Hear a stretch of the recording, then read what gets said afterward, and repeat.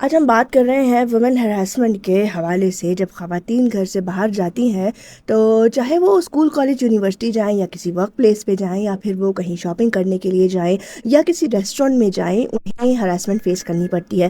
چاہے وہ physical harassment ہو، آن لائن ہراسمنٹ ہو یا ورک پلیس ہراسمنٹ ہو، انہیں اس طرح کے لوگ فیس کرنے پڑتے ہیں. اور اس طرح کے لوگ ہر جگہ موجود ہوتے ہیں. جو لوگ ہراس کرتے ہیں ایکچولی ان کے اس رویے کا ذمہ دار کون ہے؟ ہماری سوسائٹی یا پھر ان کی فیملی؟ کیونکہ جب ایک بچہ چھوٹا ہوتا ہے تو اس میں اچھی عادتیں بھی آ جاتی ہیں، بری عادتیں بھی آ جاتی ہیں. اگر بری عادتوں کو وقت کے ساتھ ساتھ کریکٹ نہ کیا جائے، بچوں کو ٹوکا نہ جائے، روکا نہ جائے، چاہے وہ بچپنا ہو یا پھر جوانی ہو، اگر بری عادتوں کو نہ سنوارا جائے، نہ سدھارا جائے تو وہ پختہ ہوتی چلی جاتی ہیں. اور ایک بچے کو ایسا لگتا ہے کہ یہ بالکل نارمل بات ہے، یہ کوئی بری بات نہیں ہے. اچھائی اور برائی کا جو ایک فرق ہے وہ مٹتا جاتا ہے ان کی زندگی میں، اور پھر وہ بری عادتوں کو اس طرح سے اپناتے ہیں جیسے وہ ان کی شخصیت کا حصہ ہو.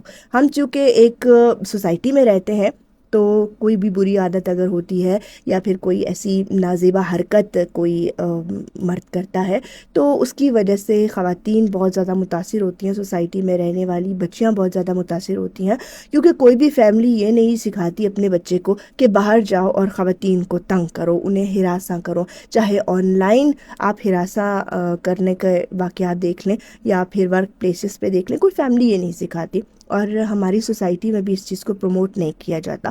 لیکن آپ کو ایسے لوگ بھی ملیں گے جو یہ کہتے ہیں کہ اگر کوئی وکٹم ہے، کسی کے ساتھ ہیراسمنٹ ہوئی ہے، تو یہ قصور اس لڑکی کا ہی ہے. یا تو اس نے ایسے اس کا گیٹ اپ ایسا ہوگا، یا وہ ایسے وقت پہ گھر سے نکلی ہوگی، یا اس نے ہی کچھ ایسا کیا ہوگا جس نے دوسرے مطلب میلز کو پرووک کیا ہے اور اس کے ساتھ یہ ہیراسمنٹ کا واقعہ ہوا ہے.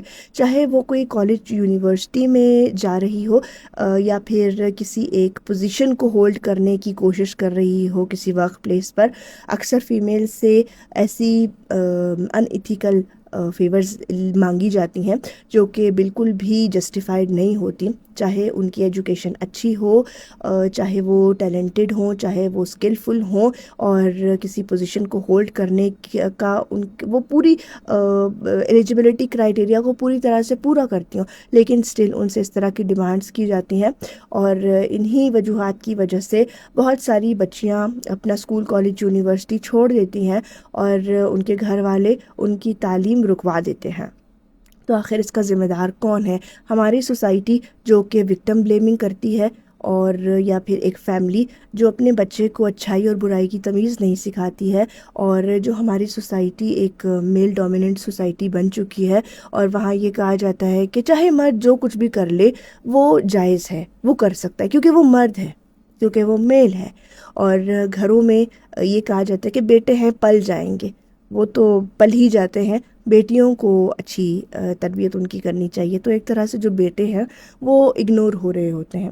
تو کیا ایک فیملی رسپانسبل ہے کہ وہ بیٹے اور بیٹی کو ایک طرح سے ٹریٹ نہیں کرتی ہے اور بیٹے کو اگنور کر دیتی ہے، ان کی تربیت میں کمی چھوڑ دیتی ہے؟ یا ایز اے سوسائٹی ہم سبھی اس چیز کے رسپانسبل ہیں؟